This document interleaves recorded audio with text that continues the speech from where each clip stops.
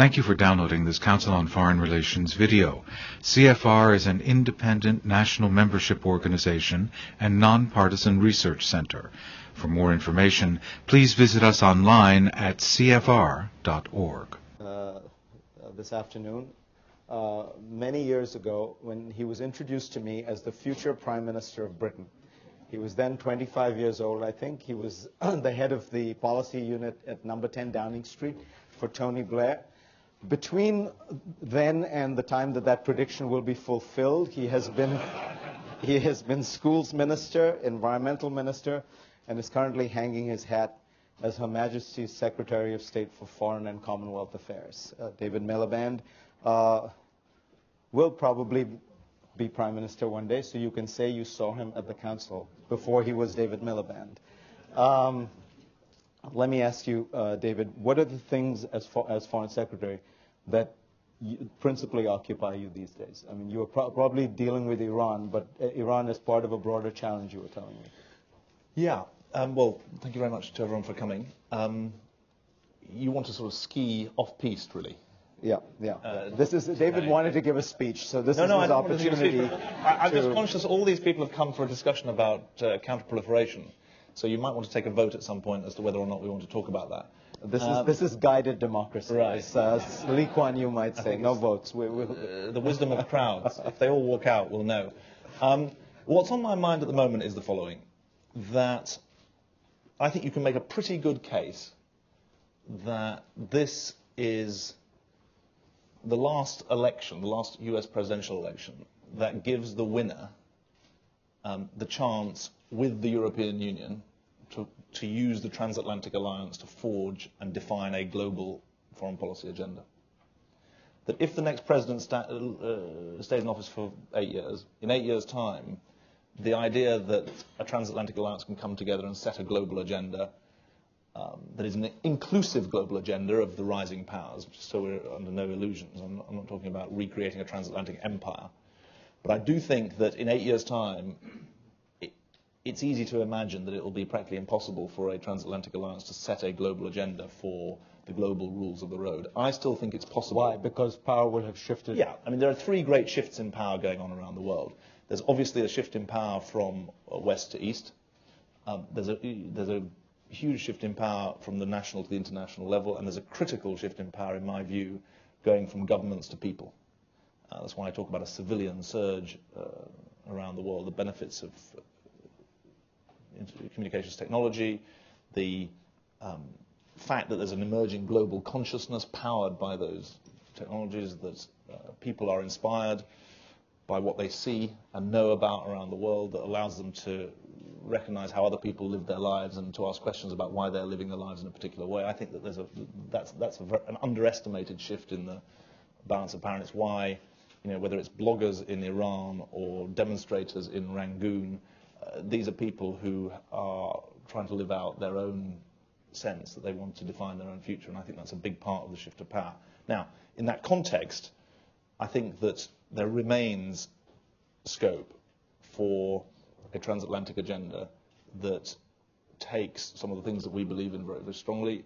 You can call them Enlightenment values, you could call them a quest for order and stability on the basis of individual rights and tackling of collective risk. I think you can see how, in the right circumstances, Europe and America could come together in the next 3 or 4 months. And I would put 3 things at the top of our list, what could define a global agenda. I think the first thing is we have to be very clear what attitude we take towards nation building and above all democracy building. Because if you look at Pakistan and Afghanistan, Pakistan, which is probably the #1 foreign policy priority for me in the UK, those 2 countries face an enormous shared challenge of democracy building or nation building. Secondly, I think that the challenge of global inequality is something that should concern us, not just out of moral interest, but also out of self-interest. And I think that the debate about inequality around the world is going to be transformed over the next 20 to 30 years by climate change, which I think is a massive issue, not of technology or environment, but actually of equity. And the third issue that I think is we need to resolve ourselves around is how we understand shared sovereignty and how collective international institutions can come together to tackle shared risks. The European Union was created to share sovereignty and to tackle shared risks.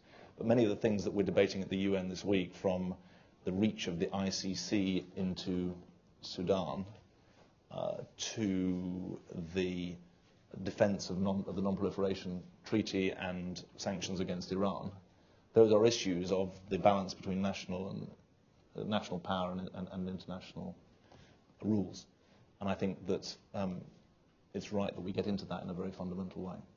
So let's just talk about some of these things in kind of no particular order. And my apologies to whoever, the three of you who came for a counterterrorism seminar, counter-proliferation seminar, sorry.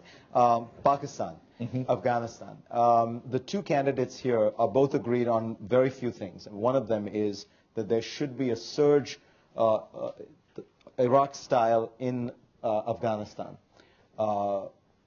Many knowledgeable Afghan experts, somebody like Rory Stewart, for example, argues that this is a terrible idea, that it will provoke a greater and greater Afghan and particularly Pashtun nationalism, that what you need is actually to reduce the footprint of Western forces and work with the tribes in a way that somehow allows for a kind of more settled and organic order.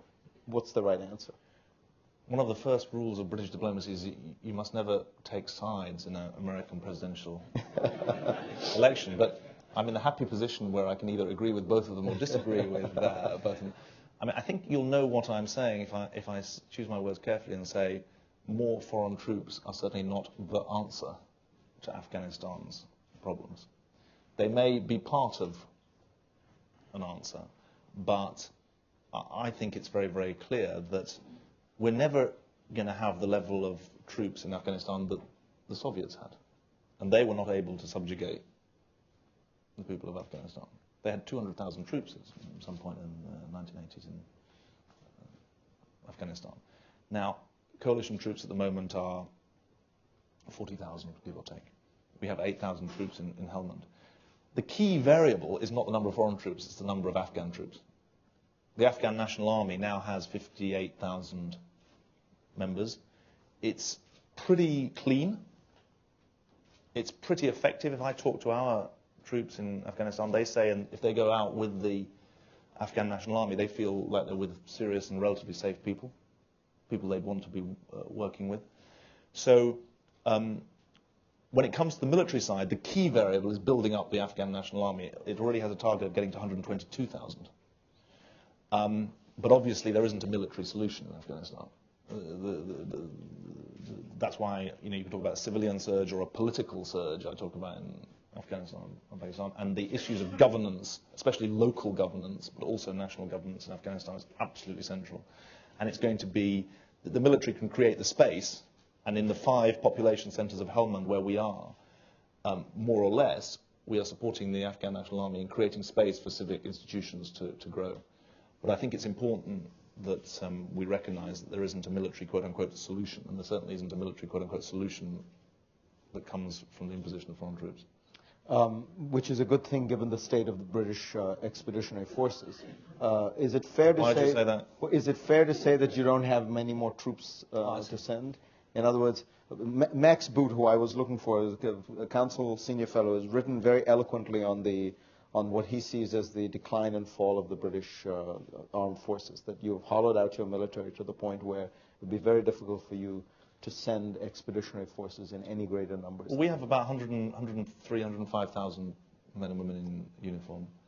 Right, well, Europe has 2 million men in uniform, but very few of those can be mobilized for expedition. Well, a rather higher percentage of ours do things. Right. Or do dangerous things, would be a better way of putting it. I mean, Europe also has literally, I can't remember the exact figure, it's hundreds of helicopters, but none are available for use in Afghanistan or Sudan. I think that we are, look, our armed forces are of a different size and shape and a smaller size than they were 20 or 30 years ago.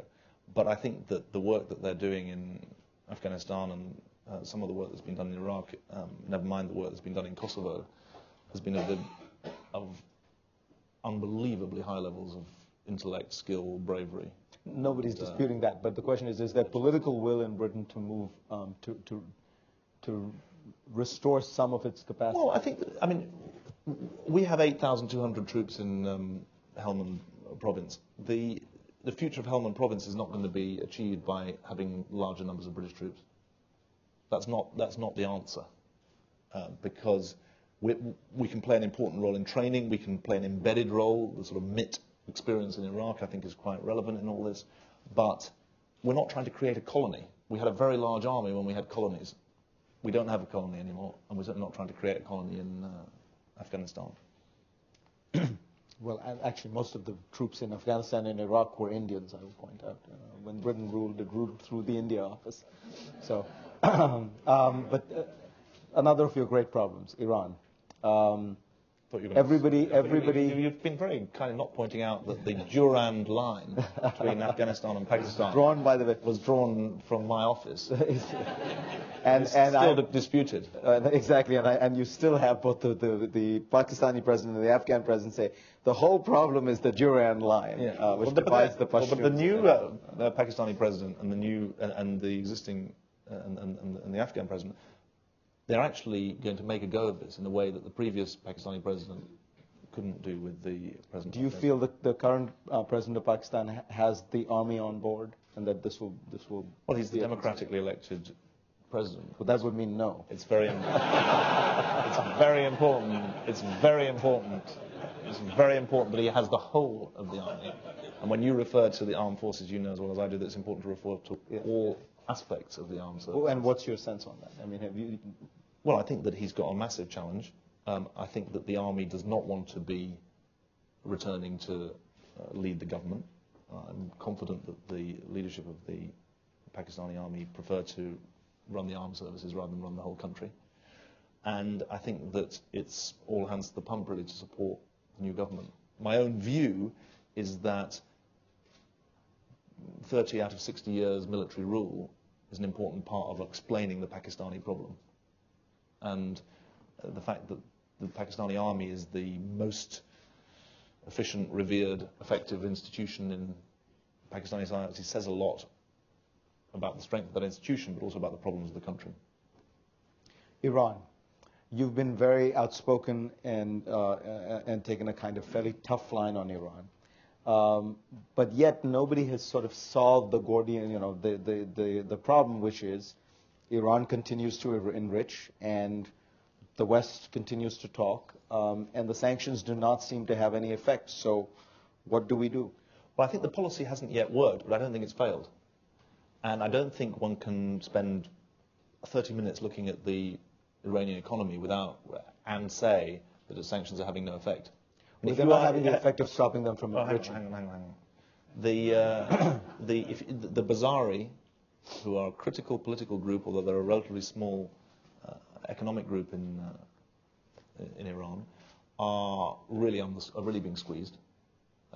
The financial sanctions and the high levels of the insurance premia are really squeezing them, and I think that's a significant factor in Iran at the moment. When that's combined, we run an embassy inflation index. We obviously have diplomatic representation in Iran, and our inflation index is 30 to 35% in Iran.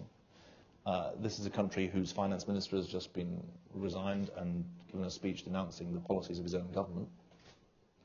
I think that there is a debate now happening in the Iranian media as well about the wisdom of the current course that they're pursuing. So I think it's premature to say that this policy has failed. You're right that the IAEA are clear that they're continuing to seek to enrich and to develop their technical capacity.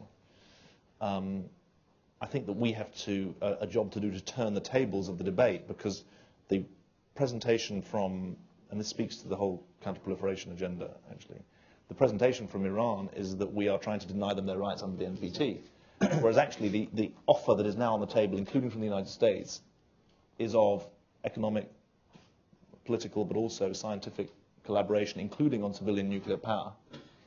In other words, Iran fulfilling its rights under the NPT. What we're not willing to see is it disobey its responsibilities under the NPT, which are to avoid proliferation. I mean, Iran is a signatory of the NPT. and it's clearly seeking to be a proliferator. And that's, I think, the reason why the IAEA have blown up, or blown the whistle on what they're doing, and it's why there have been 3 successive UN Security Council resolutions. Have they yet changed the equation? No. Has the policy failed? I don't accept that it has yet.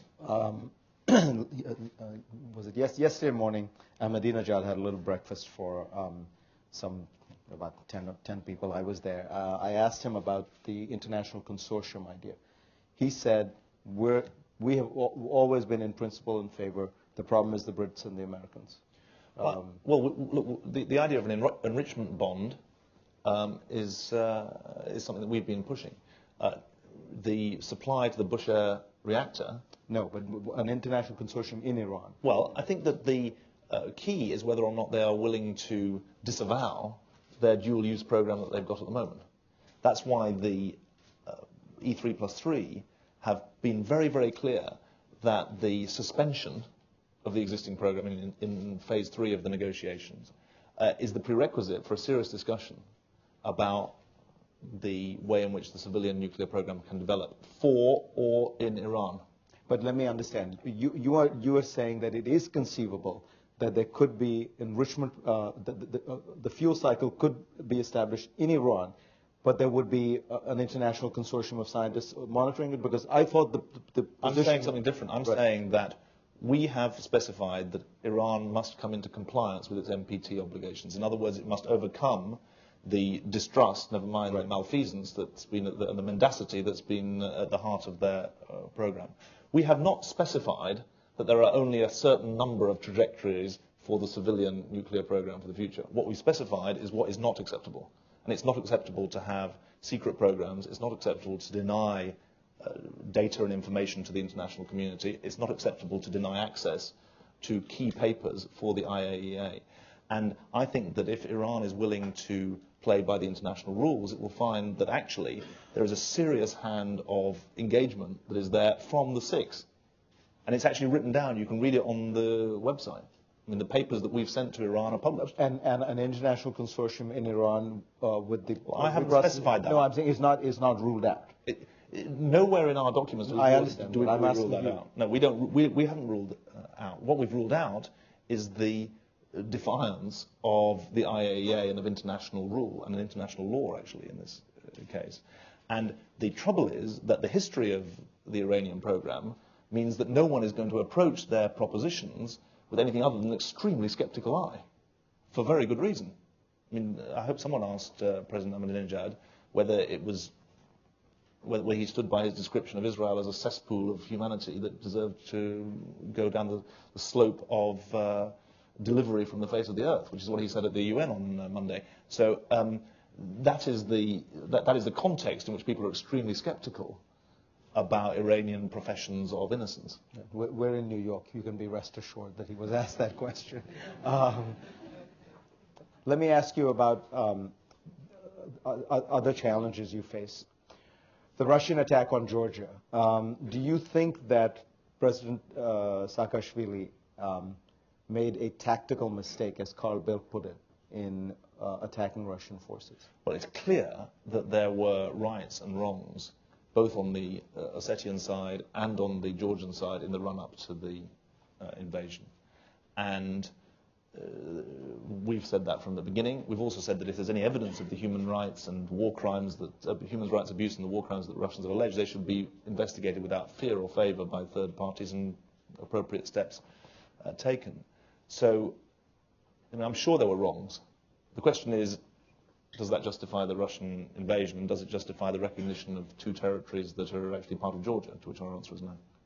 Do you think they are indisputably part of Georgia, or are they sort of frozen conflicts that whose status has to be determined? Well, they are part of Georgia over which there is conflict. I mean, they clearly are part of Georgia. I mean, no one disputes that the territorial integrity of Georgia includes those territories. But they've been disputed. The civil wars of the early 90s cost huge numbers of lives. There was effectively versions of ethnic cleansing had gone on. The conflicts were frozen, but the territory of Georgia includes those enclaves. Going forward, Secretary of Defense Gates gave a speech last week, I think it was, in which he said, in effect, I think I'm quoting him roughly accurately, NATO should be very careful about the commitments it makes going forward.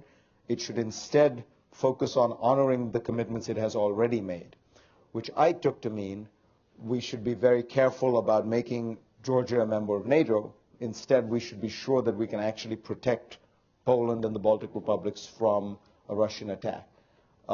Should Georgia be a member of NATO in any foreseeable time frame? Well, I think that the leaders of NATO answered that question in April. I mean, they were faced with this debate about the membership action plan, which does not guarantee membership, and they decided that Georgia and Ukraine will be members if they want to.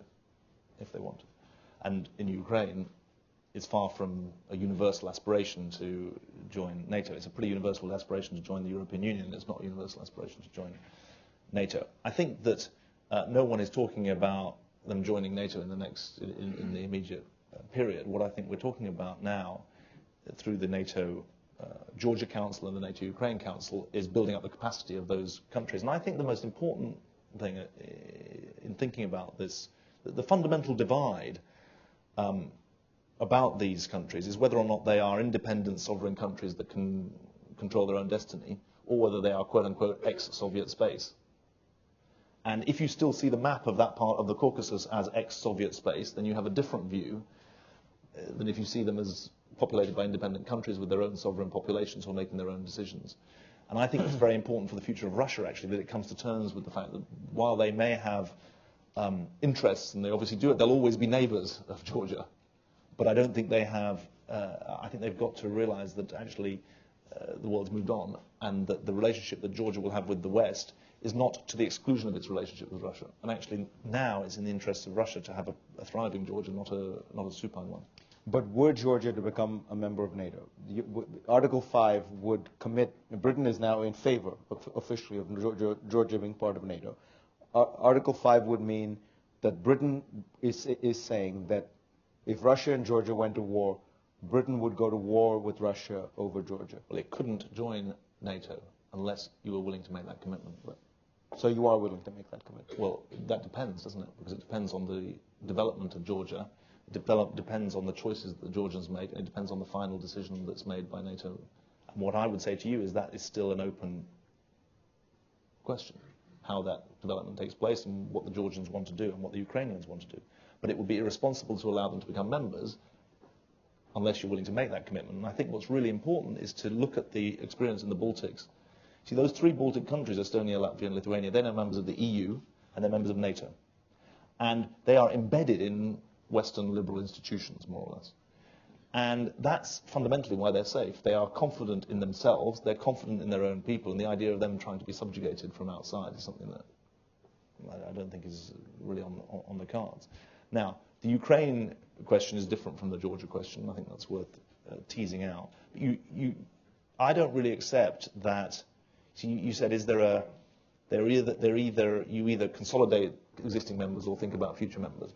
I think that that's a bit of a false choice, really, because the future members, you're going to build up their capacity, and then you'll be able to make a decision about them, or they'll be able to make a decision, and you'll then have to decide whether to ratify it. I'm going to turn it over to all the rest of you, but I want to ask you one thing. You know, you think you're outside Britain, so you're going to be spared the unending questions that you're asked in Britain. But I'm going to ask you a variant of the questions that you're asked in Britain all the time. Why do you think that the Labour Party is in so much trouble these days? I mean, is it just the exhaustion of having been in power this long, or is it that if you look at Europe, Sarkozy is doing well in France, Merkel is nominally Chancellor of Germany, the left in Britain seems to be doing badly. You know, Boris Johnson is mayor of London. It doesn't seem as though this is a good time in Europe to be a left-wing politician. Why? Well, I think that the left is on the rebound at the moment, because if you think back to 2002, France had a socialist prime minister, Germany had Schroeder, social democratic chancellor, Spain, Sweden, UK. Now, incumbency is an act of, you have to defy political gravity. That's the definition of incumbency. And the longer you're in, the harder it is to do it. And winning the fourth time is harder than winning 3 times, and winning twice is harder than winning once. And we're trying to defy political gravity, because in the end, the assumption is that the pendulum swings. And we're trying to defy political gravity at a time of big economic change. And actually, Sarkozy is more popular than he was, but I don't think, I mean, if you look at I think he'll want to be doing much better. It's not an easy time to be an incumbent anywhere. Under your system, the incumbents are spared having to run for a third time. So the incumbent party can run as the party of change. And that's what we are. I always used to say in the 2005 election, I said that we were offering more change than the Tories, even though we were the incumbents. And the key to success, especially if you're a progressive party, I think, is to always be, the way I put it is you've got to be an insurgent, not an incumbent. And once you become an incumbent and become part of the establishment, then you're going to ask for a kicking, really. And I think that midterm is always a tricky time. But I think that what's interesting about the UK at the moment is that there hasn't been a shift in the ideological balance of power that would mirror or be a precursor of the shift in the polls at the moment. And in 97 and in 79, you saw big shifts in the ideological centre of gravity. That hasn't happened. You've got a Conservative Party in the UK trying to repeat what they've done in Sweden, actually, which is to run as progressive ends, conservative means. Sort of compassionate conservatism, I suppose you'd say, in this country. And that's something that will have to be tested, hopefully, to destruction in the next couple of years. All right. Questions? Ken? Identify yourself, please. By the way, this whole thing is on the record, so don't expect any bombshells. Are you saying I'm not being very interested? Hello, I'm Ken Roth from Human Rights Watch. You mentioned in passing that you've been dealing with the effort by a number of African states to convince the UN Security Council to suspend the International Criminal Court's efforts to prosecute Bashir, the president of Sudan.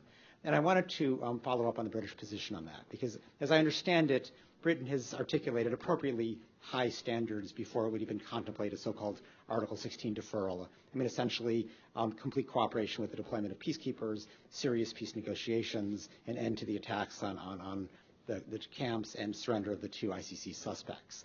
I think everybody agrees that there is no way in the world that in the next 3 to 4 months before these charges are confirmed that Sudan would ever meet those standards. And so my question is really sort of why the charade? I mean, I'm not sure that this is convincing any African states that it's a real dialogue about this issue. And what I fear, frankly, is that you're going to very quickly end up having to negotiate under threats of violence by a mass murderer or accept promises from a serial liar. And wouldn't it be better just to say this guy should be have his day in court in The Hague? Well, I'm slightly concerned that, presumably on the basis of one article in The Observer, you think that there is a charade that we are running, an inaccurate article in The Observer. I was the last person to see Bashir before the prosecutor issued his appeal to the court, or his not an appeal, his it's a recommendation. Yeah, well, his application, right, his application to the court, and I was very clear. This is an independent prosecutor, not a political decision. If you ignore the court won't go away. It'll keep coming after you. And it's incumbent on, and I was able to say this because we're a signatory to the ICC, it's incumbent on all states to engage and follow through. And that remains our position. And we're not setting conditions for the entry into force of Article 16.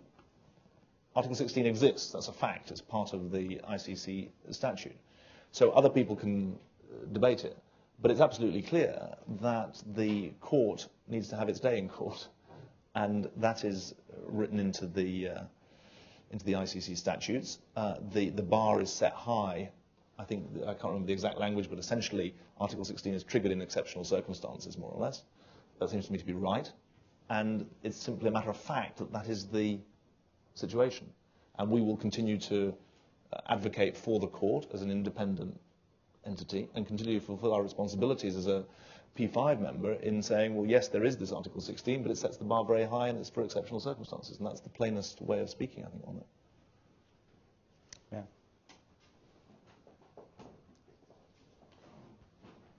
Evelyn Leopold, a journalist at the UN.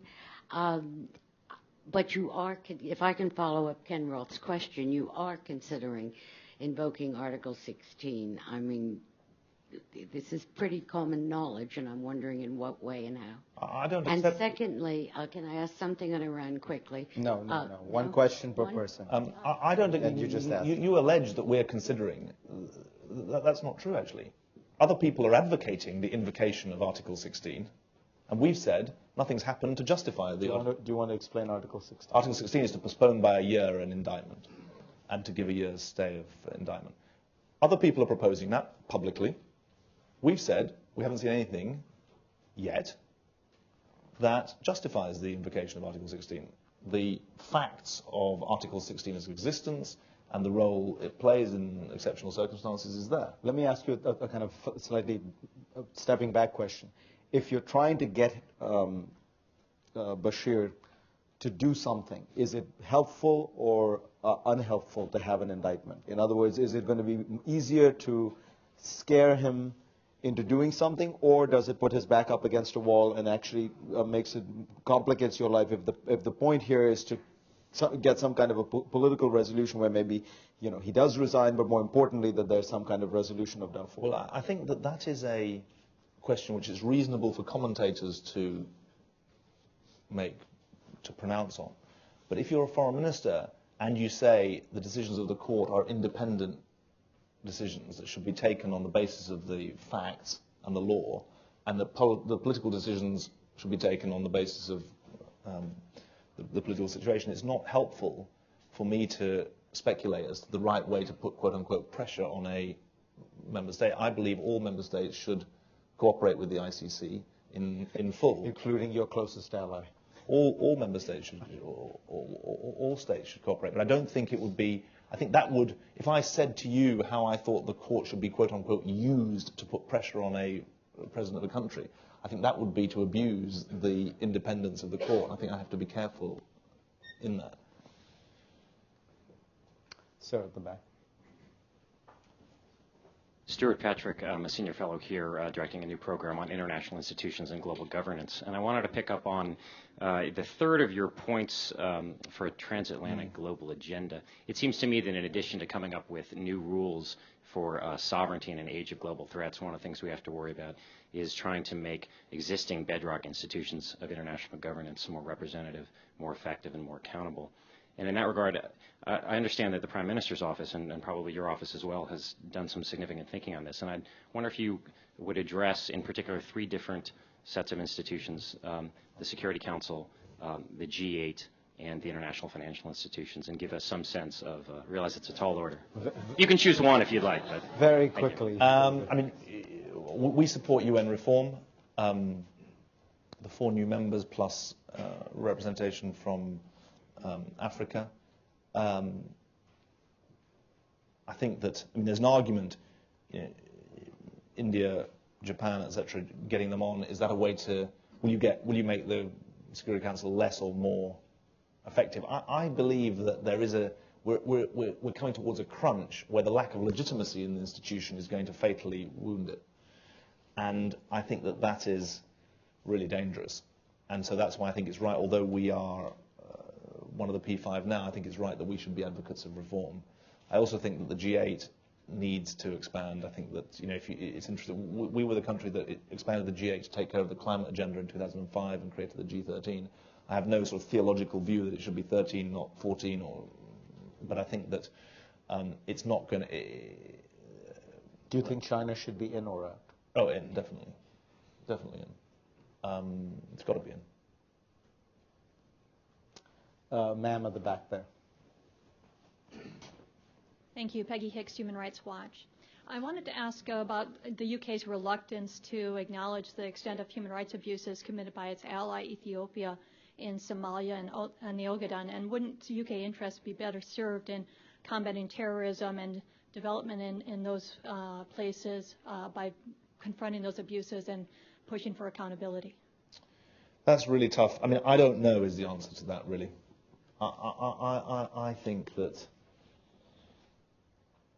I think it's less about whether or not the UK is living up to its own high standards, which I think we do. I think it's more how on earth are we going to make progress. As it happens, as we're meeting now, my colleague, the Secretary of State for International Development, is meeting the Ethiopian Prime Minister, and I don't know the answer to your question is the truth. I mean, I know what you're saying, and I can see what you're arguing for. I don't think, and I don't think it's actually about the sort of, I don't think it's not really, it's a rather more profound question than whether or not the UK is living up to its own high standards. It's about how you're going to get progress there. I don't know the answer to that. Sorry. Okay. Oh, Andy Moravchik, we'll go this way. Yeah. Andy Moravchik from Princeton University and Brookings Institution. We're now into year 7 of what used to be called the European Constitution. We still don't have one. I'm wondering if you think there's still something essential at stake in that Constitution from a British point of view, and if there is, and the Constitution cum treaty doesn't go through, whether there's some other way to get it. You write about Europe a lot, don't you? Yeah. Yeah. No, I think that I think I've read some of your stuff, which is good, really good about Europe. I mean, well, we're not going to have a constitution because that's been abandoned, and the attempt to scrap all previous EU treaties and to create a new one has been abandoned. What we've got is an amending treaty, the greatest achievement of which is to ban further institutional reform for at least 10 years. And that is a very important thing, because one reason the EU is unpopular is it spent the last 7 years examining its own plumbing. And that is a very, very bad thing to do. It completely hollows out the institution's capacity to be a powerful and effective voice because it's examining itself. And I think that the most important, I mean, the treaty has to be passed in all 27 countries in order to come into force. It does make some useful institutional reforms that help the EU cope with being 27 rather than 15. But I don't think it's, no one would claim it's a revolutionary change. It does, there's some more qualified majority voting in areas like energy, which is quite useful, overseas aid. It cleans up some of the commission structures so that there's real integrity to the foreign policy structures, and that's a good thing. But I don't think it's the most significant thing is it ends this period of institutional introspection. And I'm a great believer that you've got to you lead with function and then get the form, rather than get the form and then get the function.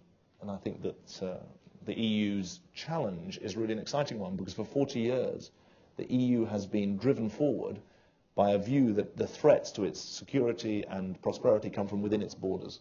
I mean, originally they came from the idea of war between states, but then it became through unemployment and poor labour standards and poor environmental standards. And that project carries on. You've got the internal market, single currency, etc. However, in the modern world, the big threats to Europe's security and prosperity come from beyond its borders. So that's why I talk about a second wing of the European aeroplane. The first wing is an internal market, internal social standards, etc. The second wing is to be a powerful voice in the world. Does Europe need a powerful foreign minister, if that's the case? Well, I think it'll be, at the moment it's got 2, or almost 3. In this, it's got Javier Solana, High Representative. It's got Benita Ferrero-Waldner, External Relations. It's got Barroso, the head of the Commission. I think that the proposal in the Lisbon Treaty, which was to merge at least 2 of those jobs, I think is a good thing.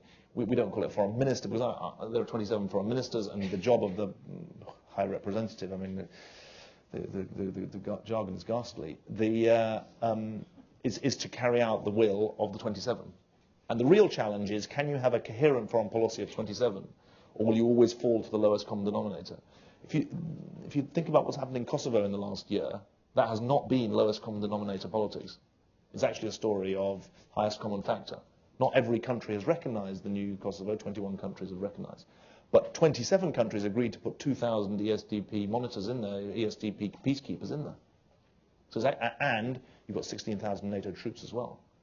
And they're not being fired at. And anyone who knows anything about the Western Balkans in the 90s will know that is a pretty remarkable development. So, Henry Breed from the UN General Assembly. 2 of the principal themes in this week's general debate have been the financial crisis on one hand and the Millennium Development Goals on the other. Your government this morning talked very effectively, very convincingly about the need to maintain commitment to the Millennium Development Goals in the face of the financial crisis.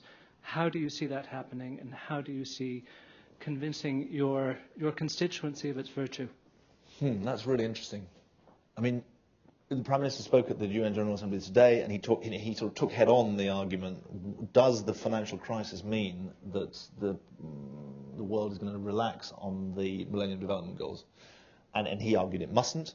And in the end, that comes down to politics. Now, what's happened in the UK in the last 11 years is that, and that's been a period of economic growth, so it's not yet a test for the proposition. Year on year, average incomes have grown. Overseas aid, instead of going down, has gone up, and we've now got a timetable to reach our 0.7%.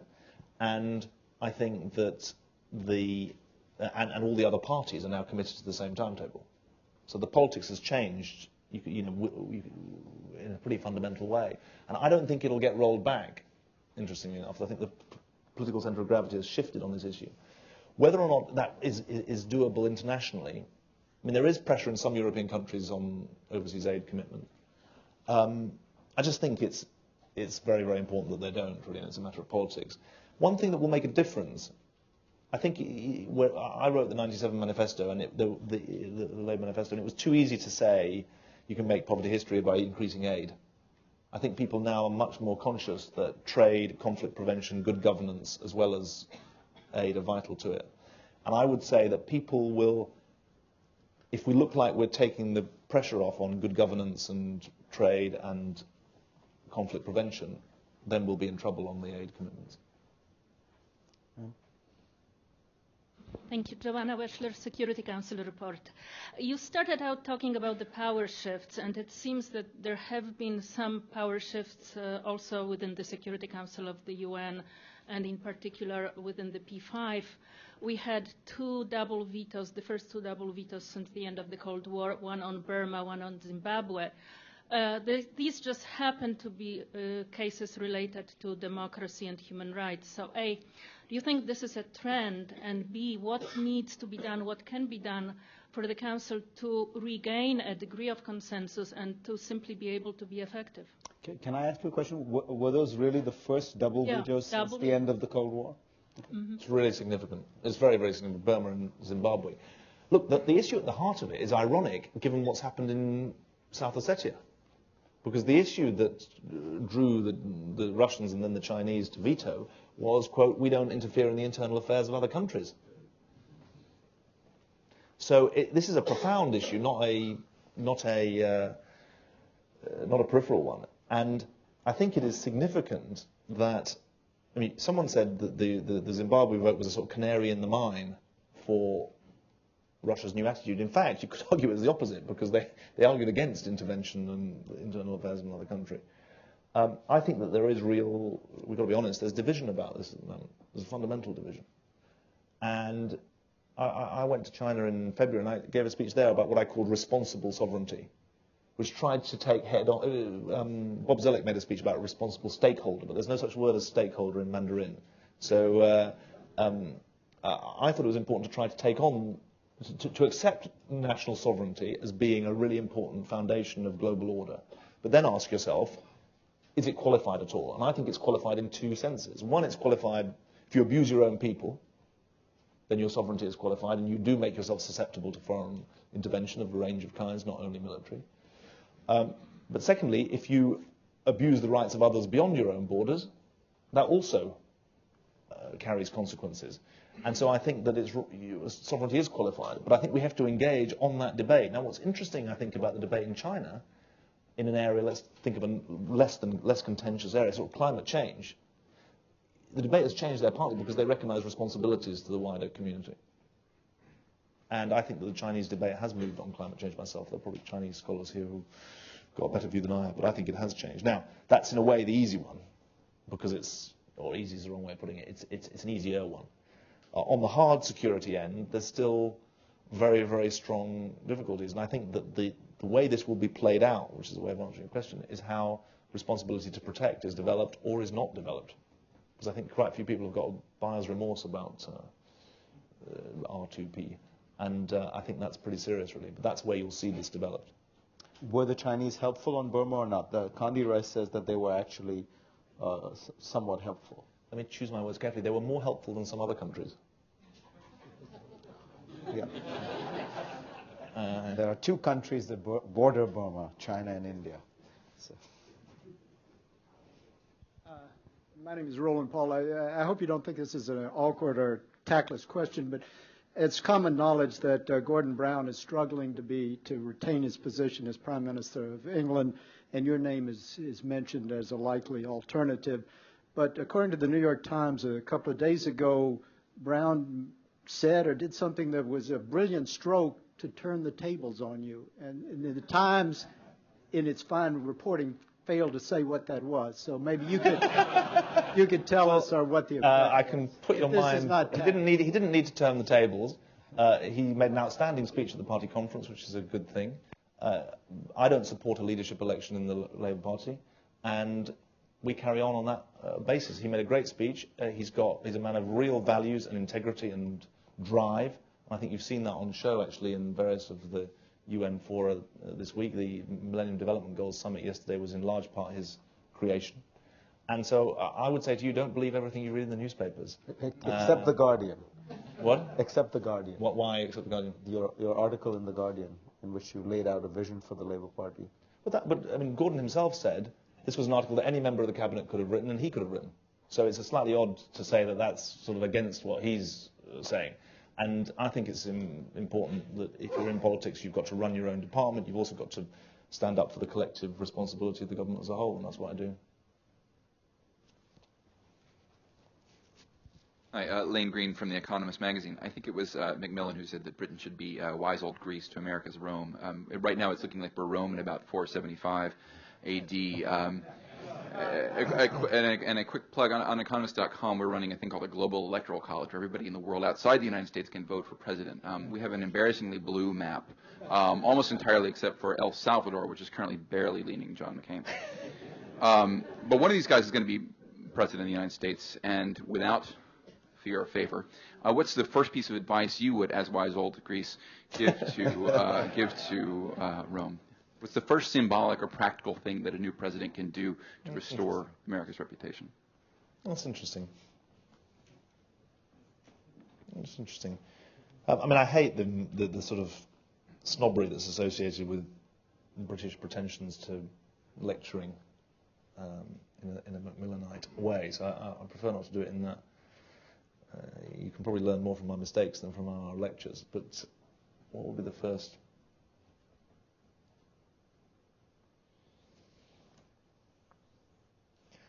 Don't invade Iraq, but that's done.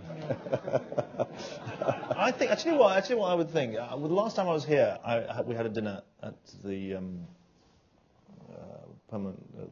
our ambassador to the UN, and we spent quite a lot of the dinner debating this man's book, which none of us had read, but we'd all read the. So it was like Oxford High Table all over again. Which, I mean, I should have, if I'd really had my wits about me, I'd have said which none of us had bought. But we had read the helpful summary on the front of Foreign Affairs. The title, we all knew the title. And I think the most, don't underestimate American power would be my piece of advice. This is still a country, I mean, Brent Scrowcroft wrote this article saying, and this part of the article, remember I started by talking about how this may be one of the last chances for the transatlantic alliance to set a global agenda. And part of my thinking on that is inspired by what Brent Scrowcroft said, which was, I think it was in the National Interest, he wrote an article saying, America is the only superpower and it will remain superordinate in all sorts of ways for the next 20 years, but no one country can get the world to do what it wants on its own in the modern world. And I think that's an important point. However, don't underestimate American power, and don't become too sort of hangdog or embarrassed about yourselves, because this is still a country with huge ability to be a force for good around the world, and is a force for good around the world in all sorts of ways. And I think that if the next president comes in a sense of somehow feeling that things can't be done, that's going to be a problem. Any of the big problems that need to be done can only be done if you're on the bus.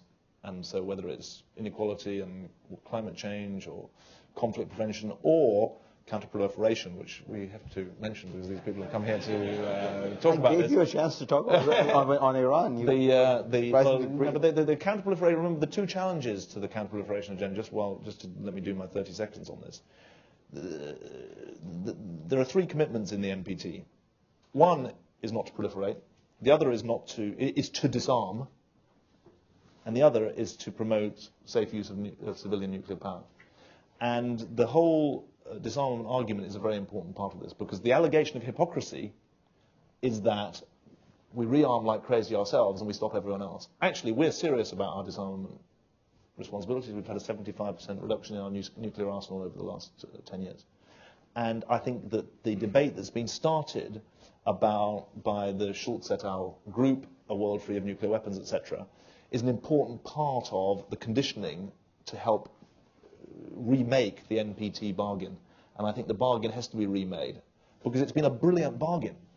I mean, it is amazing that in a world where 40 or 50 countries have the power, economic, scientific, etc., to be nuclear weapon states, less than 10 are. That is a remarkable thing. Kennedy predicted, I think, that by mid-80s, or mid-70s, he said, mid-80s, he predicted in 1962 that there would be 30 nuclear weapon states. There could be, but there aren't. And that is significantly because of the NPT regime. But I think the bargain has to be remade because the forces that are trying to split it asunder are strong. The P5, I think, has lost a bit of focus on this, which I think is dangerous since the Cold War. The spread of civilian nuclear power has given lots more explanation of how to do this stuff. There's various people trying to spread knowledge about how you weaponize. So we can't. I think for some time since the Cold War, we've lived in a world where we thought, oh, well, the NPT is fine and it's okay. We've got to really defend it aggressively if we want to. If we want it to last, and that means you have to defend it aggressively on the non-proliferation front. You also defend it aggressively on the disarmament front. That's my piece. Benjamin Barber. Thanks, Benjamin Barber at Demos, New York. Hi, David. Hi. This question about the global blue vote suggests to me one of the reasons so many Americans vote red, and it's a problem because that sense that the world votes one way pushes America the other way. And my question, therefore, comes back to your starting point where you said that this is the last, perhaps, American vote where there will be a chance to elect leadership that's capable of a shared EU, UK, USA global leadership role. And my question is, do you think that depends exclusively on geopolitical factors so that the outcome of the vote here and the outcome next year in England have nothing to do with that, and there's a chance no matter who wins, either side, that goes forward? Or does it depend on not just geopolitical but ideological alignments, say a Labour victory, a Democratic victory, or David Cameron and McCain? In other words, is there an ideological impediment to that shared leadership in place, or do you think really the issues are generic and geopolitical and it's not so important who wins the election on either side? Well, I think it's the important thing to say. I tried to say Europe, America, not just UK, US, and I think that's important. And I think you've got quite an important constellation across the left-right divide in Europe. Mrs. Merkel, Sarkozy, Brown, Gordon Brown, spanning the political spectrum there. But you've got real commitment to transatlantic joint work. And I think that's significant. And so in that sense, I don't think this is a simple left-right thing. Having said that, I do believe that if you want order and stability in the modern world, you can only forge it on the basis of progressive values. Unless you're willing to take on forces of inequality, unless you're willing to stand up for promoting democracy, unless you're willing to share sovereignty, I don't see how you tackle the modern problems. And so you can take that as you will, but I don't think it's a simple left-right thing. I think that there's an important. I think that, interestingly enough, within Europe, you can get people to sign up to those propositions from both a centre-right and a centre-left perspective, which I think is interesting. And so, of course, the individuals who are elected are going to make a difference. And it's not just all sort of ineluctable forces. But I think that what I think is significant and a really important message for an American audience, I think, is that there is a real recognition on the side of Europe that we've got to get our act together and become better partners, but we want to. And I think that's quite a significant thing, and that certainly wasn't true in the same way 8 years ago. All right. Council traditions are not as old as British traditions, but one of them is that we always end on time. You can see why David Miliband is regarded as having such an extraordinary political future. He has this horrible millstone around his neck, which is the current job he occupies would normally be considered the most important crowning job of any politician's career, and people are just waiting for him to ascend to number 10 Downing Street. But I think it is worth saying he has been an extraordinary foreign secretary so far, extraordinarily energetic and intelligent, and we look forward to many more years in this job, whatever else the future may hold. That's great. Thank you very much. It's a great job. Thank you for watching this Council on Foreign Relations video. For additional audio, video, and transcripts of CFR meetings, as well as expert analysis of international news, please visit us online at cfr.org.